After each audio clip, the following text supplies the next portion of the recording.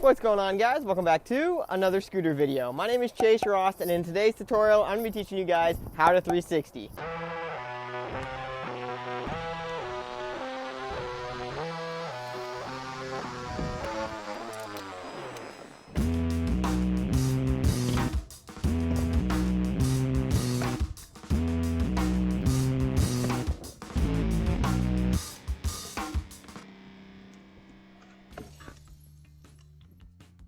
Now, if you guys are new to my channel, I make a ton of videos just like this one where I compile all my best tips and tricks into one video so you guys can go out and learn the tricks the fastest and easiest way possible. Wait a second, I know, I've already made a tutorial on how to 360. Why should I even bother making another one? Well, let me explain. That video was like 7 years old at this point. I've definitely learned a few tips and tricks that I didn't get to incorporate in that video. So I thought I'd make an updated one for you guys. And plus, I just know how important 360s are. This is one of those core tricks that are really going to help you guys with your aerial awareness when you're turning and doing flips in the air and stuff.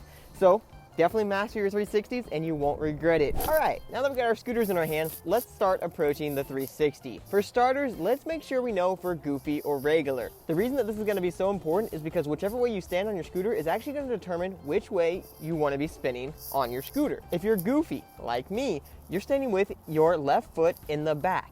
Now, if you're regular, you're going to be standing with your right foot in the back. Now that you guys know if you're goofy or regular, let's decide which way we're supposed to be spinning.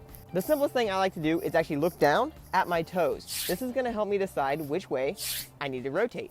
If my toes point to the left, that means I spin to the left. If my toes point to the right, that means I'm going to be spinning to the right. If you guys don't know which way you're supposed to be spinning, or if you want to naturally spin the opposite direction of what I just said, trust me, it'll pay off if you guys can learn the correct spin the first time instead of trying to undo it in the future and like learn opposite. You'll thank yourself later, especially when it comes to like doing flares and 720s and, you know, spin tricks and rotation tricks all as a whole. Gonna be a huge thing if you guys know how to spin properly from the start. Now let's actually get into the trick now. No more nothing. Let's get into it.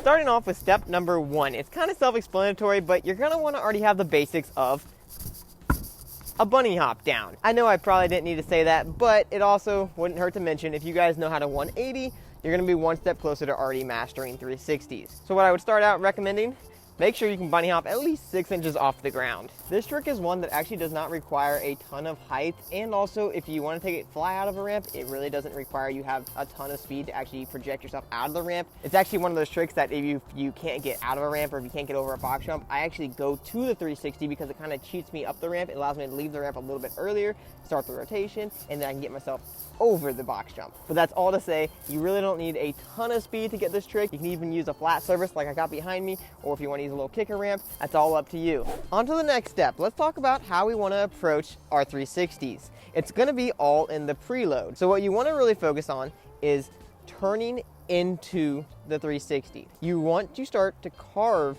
in that direction before you take off.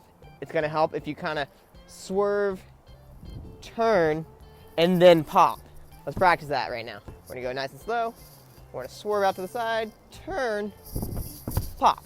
By turning that front wheel in the direction that we're gonna be rotating, it's gonna make it a ton easier to actually get our spin started. It's gonna be the same thing for trying it out of a ramp. Now the next thing I wanna talk about is where our actual head is gonna be looking and pointing. If we start looking up at the sky, or if we start looking down at the ground, that's where our body's actually gonna wanna gravitate towards. So it's super important that as you guys 360 around, you guys are keeping your eyes and your head completely level. If you start looking up, you're gonna start drifting back. You're not trying to do a backflip, you're trying to keep that 360 nice and flat. Now if you start looking down, you're instantly gonna start to nosedive, so when it comes to actually landing it, you're gonna be going front wheel first. So like I said before, really make sure that you're keeping your head nice and level. I want to also mention that it's really important that you guys turn your head pretty aggressively. The more you turn your head, the quicker you're going to spin. If you start looking in the opposite direction mid-spin, you're going to stop spinning. So make sure, once you commit to the 360, keep your head twisted and you're good to go. So if we're combining that with the first step, we're going to start to turn into the 360 and we're going to look over our shoulder in the direction we're going, and we're gonna keep our head level the entire time. Now that we know what our head's doing, let's talk about what the rest of our body is gonna be doing during the 360. When you do a 360, you wanna keep your body nice and penciled the entire time around. This is gonna help you spin not only faster, but it's also gonna help you stay in control of your spin. If you start pushing your butt out or dipping or raising mid-spin, your body's gonna start pulling itself apart. A fun experiment that you could compare this to would be taking a bicycle wheel, spinning it really, really fast, and holding it right here. And then if you try to move it like this, you'll feel a ton of resistance because the momentum of the wheel is already spinning.